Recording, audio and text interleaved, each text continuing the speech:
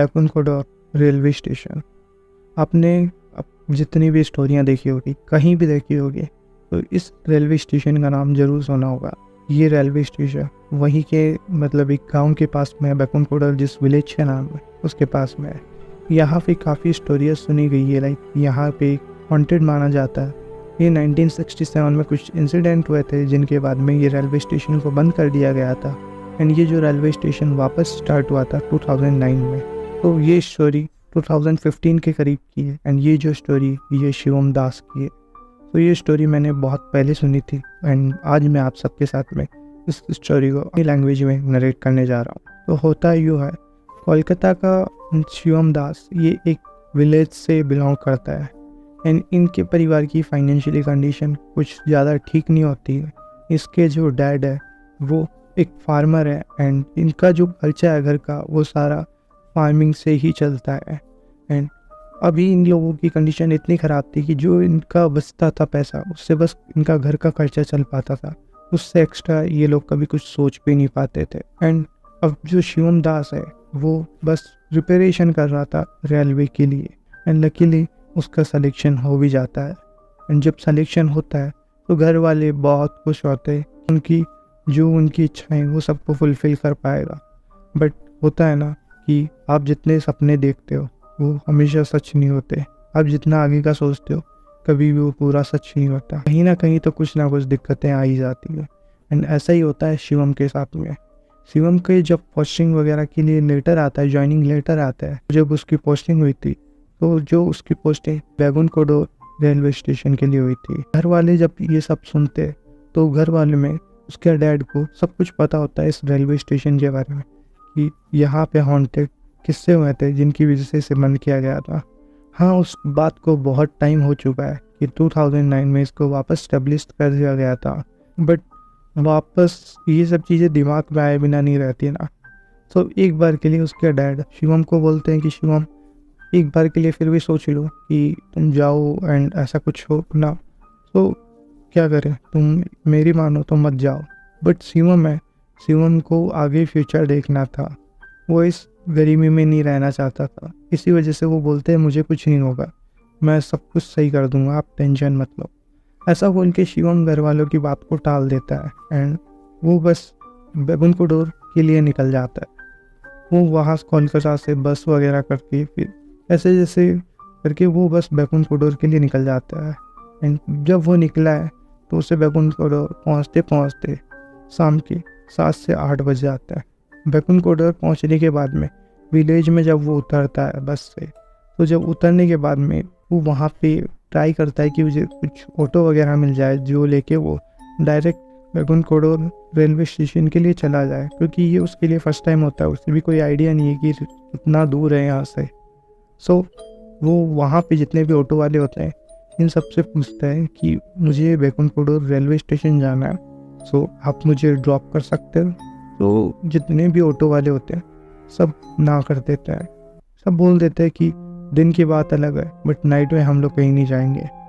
सब ना कर देते हैं। मे भी सबका रीज़न कुछ और भी हो सकता है, किसी को नाइट में इतनी दूर जाना नहीं होगा, मे भी कितना दूर है किसी को आइडिया नहीं, बट ऑटो वाले सभी जिस तरीके से ना कर रहे थे सो उसका एक अलग ही साइन निकलता है। ज़्यादा बहस नहीं करता शिवम, एंड वो बस बैकुंठपुर वो सोचता है कि मैं पैदल पैदल ही चला जाता हूँ। तो वो बस मैप में देख के बस कैसे जैसे करके बस बैकुंठपुर के लिए निकला है, एंड धीरे धीरे वो बैकुंठपुर पे रेलवे स्टेशन के लिए पैदल पैदल जा रहा है। वो रेलवे स्टेशन पहुँचते पहुँचते उसे पूछते हुए कैसे मैप में देखते हुए और कैसे करके बस घंटे भर में बैकुंठपुर रेलवे स्टेशन पहुँच जाता है। इस टाइम से मुझे 9 बजे थे, एंड वो जब रेलवे स्टेशन पे पहुँचता है वो देखता है रेलवे स्टेशन पे सिर्फ एक लाइट जल रही है, वो भी बस काउंटर के अंदर जहाँ पे रेलवे स्टेशन का काउंटर है, एंड जो बाहर की जितनी भी लाइट है सब कुछ ऑफ हो चुकी है। वो काउंटर पे चेक करने जाता है कि काउंटर पे कोई हो, बट काउंटर पे कोई नहीं होता। तो वो ऑफिस की तरफ जाता है जहाँ पे जो स्टेशन मास्टर पहले वाले वो बैठते थे। वो सोचता है मैं उनसे बात करके एंड मेरी बस ज्वाइनिंग के लिए बात कर लेता हूँ, एंड नाइट से ही मैं ज्वाइन कर लेता हूँ, बिकॉज इसकी जो शिफ्ट हुई थी वो नाइट के लिए डिसाइड हुई थी।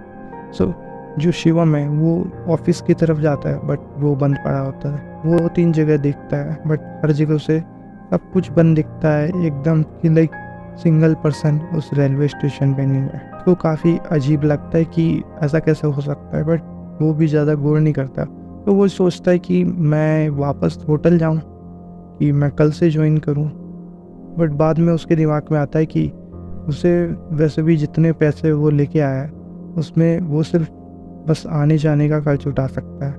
लाइक उसे जो क्वार्टर मिलने वाला है बस वो ही उसे फ्री मिलने वाला है, बाकी उसे रहने के लिए हर एक चीज़ के लिए उसे पैसे भी बचाने हैं। तो वो ऐसी हालत में वो कहीं दूसरी जगह जाके स्टे नहीं ले सकता था। तो वो डिसाइड करता है कि मैं रेलवे स्टेशन पे ही नाइट निकालूंगा, जो होगा मैं सुबह देख लूँगा। सुबह स्टेशन मास्टर से बात करके मेरा क्वार्टर जो भी रहेगा मैं बस वो ले लूँगा। वैसा ही होता है। शिवम दास जाके जो ट्रैक से इधर जितनी भी बेंच पड़ी होती है एक बेंच चूज़ करता है एंड उस बेंच पे बैठ जाता है। एंड थोड़ी देर उसे ऐसे भी अजीब लगता है नई जगह, एंड तो वो सोचता है कि मैं बस बैठे बैठे क्या करूँगा, तो थोड़ा बहुत इधर टहल फहल लेता हूँ। वो बस अपने मोबाइल के टॉर्च से इधर थोड़ा बहुत घूमने लग जाता है। थोड़ी देर टहल के शिवम जब अपनी वापस बेंच पे आने ही वाला होता है तो उसकी नज़र जाती है कि जस्ट ट्रैक है, ट्रैक के उधर वाली साइड में एक लेडी खड़ी है। ये लेडी बिल्कुल वाइट साड़ी में है एंड बिल्कुल बाल खुले कर रखे हैं। लाइक उसकी शक्ल वो देख नहीं पा रहा बट वो उधर खड़ी है। शिवम भी उस चीज़ को इग्नोर करता है कि लाइक क्या बता ऐसे ही खड़ी होंगी, तो इग्नोर करके वो अपनी वापस बेंच पे आके बैठ जाता है। वो बेंच पे आके बैठ गया एंड सोचता है कि अब मैं सो जाता हूँ। वो अपनी बेंच पे सो जाता है। सोने के लिए वो जब सोया है एंड अपना बैग कोई पिलो बना के बस उसने बेंच पे लगा के एंड सो गया। लगभग 12 साढ़े 12 का टाइम होने वाला है। उस टाइम पे उस शिवम को काफ़ी मच्छर काट रहे थे। शिवम क्या करता है अपने बैग से ब्लैंकेट निकाल रहा होता है कि ब्लैंकेट निकाल लेता हूँ एंड ओढ़ के फिर सो जाता है। तो जब शिवम उठता है एंड ब्लैंकेट निकाल रहा होता है एकदम से उसे थोड़ा सा महसूस होता है कि मैंने तो अभी इधर किसी को बैठा देखा। तो वो एकदम से इधर घूम के देखता है तो वो देखता है कि जो उसके साइड वाली बेंच है उसके ऊपर एक लेडी बैठी हुई है बिल्कुल वाइट साड़ी में, बाल बिल्कुल खुले किए हुए एंड बस सीधा ऐसा बैठी हुई है एंड हाथ अपने पैर पे हाथ रख के बस ऐसे बैठी हुई है चुपचाप। वो इस कंडीशन में बैठी हुई है। शिवम को पता चलता है कि ये तो वही लेडी है जो मैं जब घूम के आ रहा था तब मुझे दिखी थी। शिवम लेडी से पूछते कि मैडम आपको कहीं जाना है, आप ट्रेन का वेट कर रहे हो, मुझे बताओ मैं आपकी कुछ हेल्प कर सकूँ, कितने बजे तक ट्रेन आएगी क्या। वो जब इतनी चीज़ें पूछता है तो मैडम का कोई रिप्लाई नहीं आता।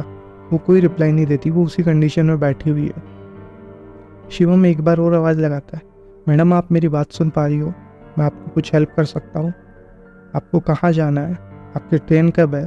बट कोई रिप्लाई नहीं आता।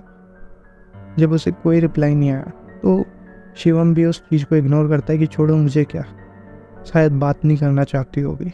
शिवम ऐसा सोच के अपने ब्लैंकेट को ओढ़ के और सो जाता। शिवम सो गया है।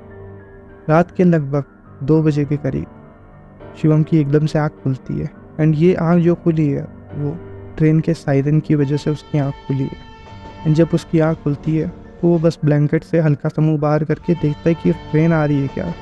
तो उसे थोड़ा सुनाई देता है कि हाँ ट्रेन ही आ रही है। एक दो बार सुनता है तो वो थोड़ा सा उड़ जाता है, तो उसे पता है वैसे भी नींद उड़ने वाली होती है। तो एक बार के लिए वो उड़ जाता है, उठा बैठा एंड जब वो बैठता है एंड अपने मोबाइल में टाइम देखता है तो रात के लगभग 2:15 का टाइम हो रहा था। 2:15 बज रहे हैं एंड वो जस्ट अपने लेफ़्ट साइड में देखता है तो लेफ़्ट साइड में देखता है कि अभी भी बेंच पे वो लेडी बैठी हुई है। शिवम एकदम से काफ़ी अजीब लगता है शिवम को कि ये कैसे हो सकता है। लाइक इनको मुझे 2-3 घंटे हो गए सोए हुए को, मैं 2-3 घंटे से सो रहा हूँ एंड लेडी अभी तक यहीं पे बैठी है, इन्हें कहीं जाना है, कुछ बता भी नहीं रही है। शिवम फिर से आवाज़ लगता है, वो कहीं जाना है, क्या मैं आपकी कोई हेल्प कर सकता हूँ। बट वो लेडी कोई रिप्लाई नहीं देती और अपनी जगह से खड़ी हो जाती है। वो जब खड़ी होती है शिवम देखता है क्या पता मेरी बात का बुरा मान गई हो। शिवम कुछ नहीं बोलता, शिवम चुप हो जाता है एंड वापस से अपने ब्लैंकेट ऐसे ओढ़ के एंड बैठ जाता है उस लेडी को देखने के लिए। एंड जब वो लेडी को देख रहा है तो वो देख रहा है कि वो लेडी बस आगे बढ़ रही है, धीरे धीरे वो आगे बढ़ रही है। शिवम को काफ़ी अजीब लगता है ये आगे क्यों बढ़ रही है। तभी उसके माइंड में एक चीज़ स्ट्राइक करती है, ट्रेन आ रही है सामने से, यानी कि लेडी उसी की तरफ बढ़ रही है। शिवम एकदम से सब कुछ चीज़ें समझ जाता है। शिवम एकदम से बोलता है कि मैडम ये क्या करनी हो, आप सुसाइड करने जा रही हो। शिवम बोले जा रहा है, शिवम बोलता है मैडम रुको, मैडम रुको।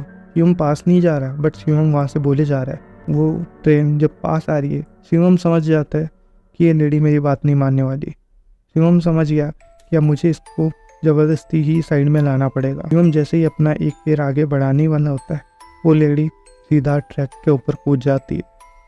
वो ट्रैक पे कूदती है एंड ट्रेन उसी टाइम पे उस लेडी को सरपास कर जाती है उस ट्रैक से। शिवम बहुत तेज चिल्लाए, बट शिवम को समझ में आ गया कि अब कुछ नहीं हो सकता। शिवम अपने आप को दोष देने लगता है। वहाँ पे शिवम दोष दे रहा है एंड उसी टाइम पे जैसे वो चीज़ें सोच रहा है, वो बस थोड़ा सा मायूस हो गया है उस चीज़ को लेके।